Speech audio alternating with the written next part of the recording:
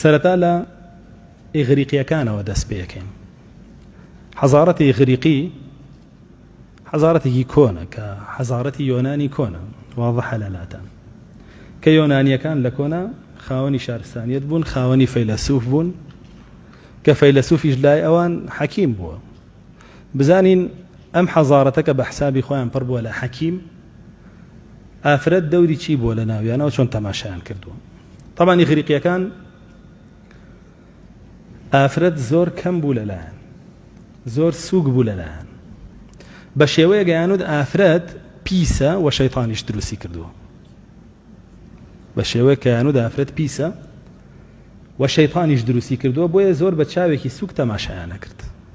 ئەند مەخلوقێکە شەیطان دروستی کردووە، ئەگەر بێت و پیاوان ئاگاداری نەبن لە خشتیان نەبا و تووشی زەرەر و زیانیانەکە. و لە ناو خۆیانە ئافرەتیان ئەکڕی و یان فرۆشت، هەروەکو کاڵایەک چۆنی کڕی وی فرۆشی لە بازاڕەکانیانە. حەزارەتی ئیغریق هی یۆنانیە کۆنەکان پڕ بووە لەوە، هیچ حەقێکی نەبوو، نە لە میراتە، نە لە ژیانە، نە لە گوزەرانە، هیچ حەقێکی نەبوو. ئەو کاڵایەک بوو بە دەست پیاوە. سە بۆ نمونە ئەو کراسەی لەبەری تۆیە چ حەقێکی بەسەر تۆ؟ کاڵایەکە چی و بێ لێکەی لەبەریەکەی لەبەری ناکەی، دڕێنی فڕێ، ئوتویەکەی ئوتوی ناکەی، ئەی شۆری پیسیەکەی. تقریبا ئافرەتیان ناوە تەماشا کرد ئیغریقیەکان. بە شێوەیەک یەکێ لە بەناوبانگترین فەیلسوفەکانیان کە ئەرەستۆیە، ئەرەستۆتالیس، ئەڵێ چی؟ ئەڵێ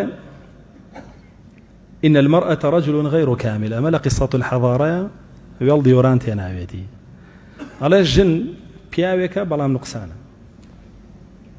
جن بياوكا بلام نقصانا.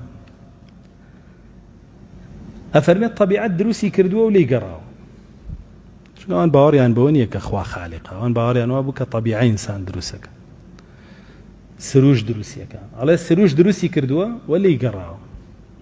ئەمە قسەی ئەرەستۆتالیسە.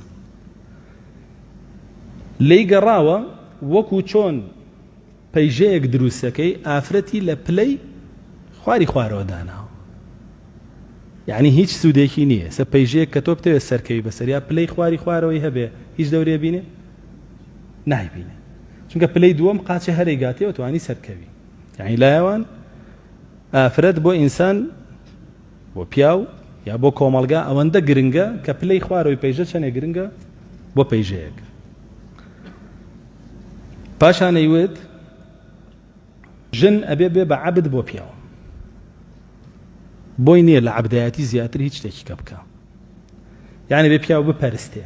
ئەوان عەبدایەتی بە هەردوو معناکەیڵێن.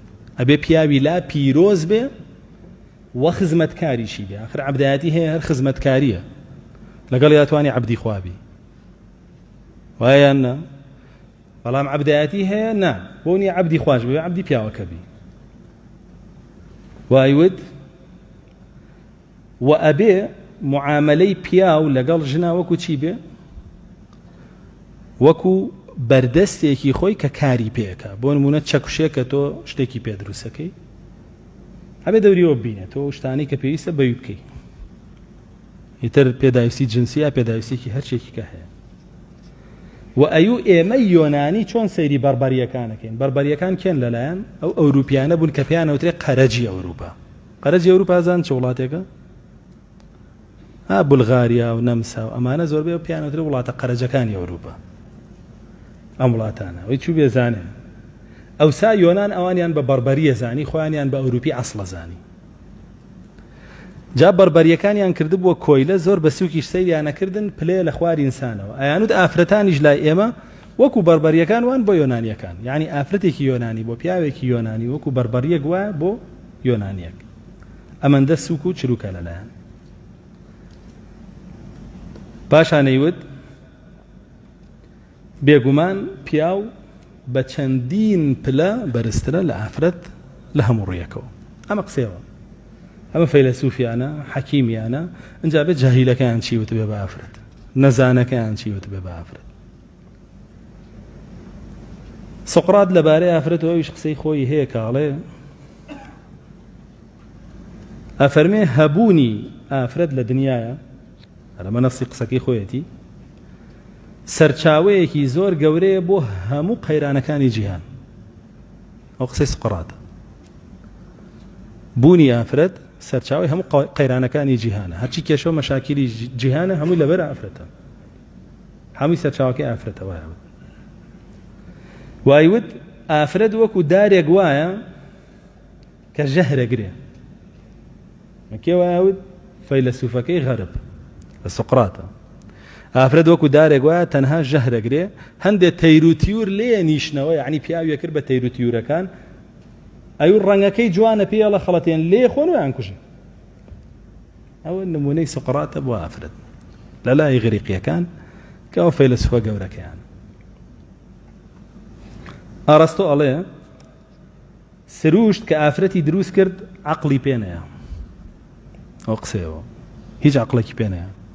بۆی بەڕێوە ببرێ نەک بەڕێوە بەرێ. عەقڵی پێ نەیە بۆی توانایی هیچ شتێکی نەبێ بیکە، بەڵکو ئێمە خۆمان ببین بە عەقڵ بۆ ئەویش، یعنی عەقڵەکەیویش یاوە بە پیاو لەلایەوە. بۆی ئەڵێ هیچ ئامادەسازیەکی عەقڵیتیان یە کە ئینسان پشتی پێ ببەسێ، بۆیە نابێ بە هیچ شێوەیە لە هیچ بوارەکە پشت بە ئافرەت بەسی و بێ عەقڵە و تاڵ. ئەمە قسەی کۆتایی بوو. پاشانەیوت سێ کەس بۆیان نییە هیچ تەسەڕوفاتێ بە خۆیانەوە بکەن. یعنی سێ کەس بۆیان نییە هیچ بڕیارێک لەسەر خۆیان بەدەست خۆیان بێ. یەکێ لەوانە کێیە؟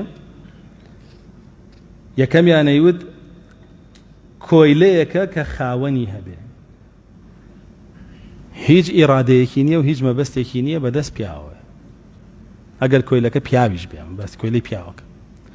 مناڵی ژەیوت ئیرادەی هەیە بەس ئیرادەکەی نوقسانە، شتی معقول هەڵ نابژێرە بۆیە هەرە بێ پیاو سەرپەرشتیکە. ئافرەتی ژەوی ئیرادەی هەیە بەڵام بێدەسەڵاتە بۆیە هەرە بێ پیاو سەرپەرشتیکە.